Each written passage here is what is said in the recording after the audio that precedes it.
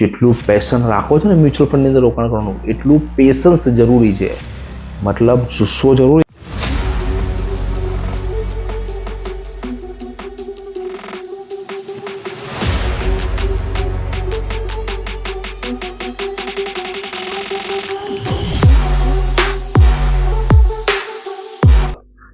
જય સ્વામિનારાયણ. આજે રવિભાઈની સાથે વિડીયોની શરૂઆત કરતા પહેલા આપનો પરિવાર આર્થિક રીતે સુખી, સ્વસ્થ અને સંપન્ન બની રહે એવી ભગવાન સ્વામિનારાયણના ચરણોમાં પ્રાર્થના.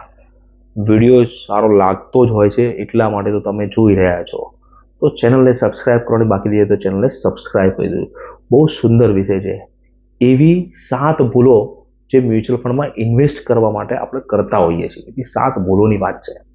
એની પહેલા એક નાનકડી વાત તમને કહી દઉં. ઘણા લોકો મને વિડીયો જોઈને કોમેન્ટ કરતા હોય છે, તો કેટલીક કોમેન્ટ એવી હોય છે કે જેના અમે જવાબો બધાની પબ્લિક પ્લેટફોર્મ પર આપી શકીએ છીએ, પણ કેટલીક કોમેન્ટો એવી હોય છે કે જેને અમે પર્સનલ નંબર પર સજેસ્ટ કરતા હોઈએ. તો મહેરબાની કરીને જો તમારી કોમેન્ટ એવી હોય અને અમારો જવાબ તમને ન મળે તો અમારો પર્સનલ નંબર ડિસ્ક્રિપ્શનની અંદર આપેલો જ છે, એની પર તમે મેસેજ કરજો, હું તરત તમને રિપ્લાય કરીશ.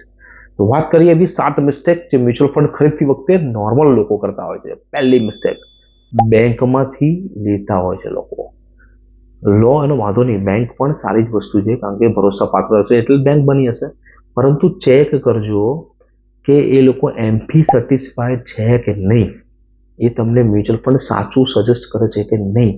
કારણ કે ઘણી વખત અનક્વોલિફાઈડ લોકો એ સેલ કરતા હોય છે, તો ક્યારેક ખોટો મ્યુચ્યુઅલ ફંડ તમને પધરાવી ના દે, ખોટી સ્કીમમાં રોકાણ ના કરાવી દે, ક્યાંક એનો લાભ ના થઈ જાય, એવું ખાસ ધ્યાન રાખજો. બીજી વાત, બધી સેવિંગ એક ફંડની અંદર ઇન્વેસ્ટમેન્ટ ના કરતા ડાયવર્સિફાઈડ કરજો. 3000 રૂપિયાની એસઆઈપી કરવી હોય તો 3 ફંડ લેવાનું નથી કહેતો, પણ 10,000થી વધારે અમાઉન્ટની એસઆઈપી કરતા હોય તો 2 ફંડ લઈ શકાય. ત્રીજી વાત, past return is not guaranteed for the future return. આવું પબ્લિકની અંદર લોકો, ઘણા બધા લોકો મીડિયા મારફતે પણ કહેવામાં આવે છે, પણ લોકો છતાં પણ પાસ્ટ રિટર્નને કમ્પેર કરતા હોય છે. એ જ ફ્યુચરમાં રિટર્ન આવશે એવું કોઈ જરૂરી હોતું નથી. ચોથી વાત, ઇન્વેસ્ટિંગ ઇઝ એનએફઓ.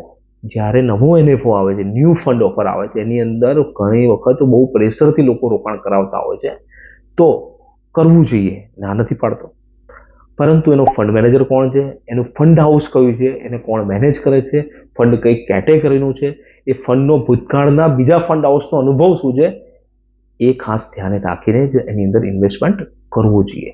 પાંચમી વાત, ટેક્સનું નોલેજ પણ હોવું જોઈએ. લોંગ ટર્મ ટેક્સ ગેઇન 12.5% થઈ ગયો છે અને શોર્ટ ટર્મ ટેક્સ ગેઇન 20% થઈ ગયો છે, અને 1.25% એક્ઝિટ લોડ તો લાગે જ છે. છઠ્ઠી વાત, શોર્ટ ટર્મ માટે મ્યુચ્યુઅલ ફંડ લેવાય જ નહીં. લેવાય તો ઇક્વિટી ફંડ ના લેવાય, તો પછી બેલેન્સ ફંડ અને ડેપ્ટ ફંડ લેજો, કારણ કે આવું જો કોઈ કરેક્શન આવ્યું હોય તો નુકસાન થવાની સંભાવના રહી શકે.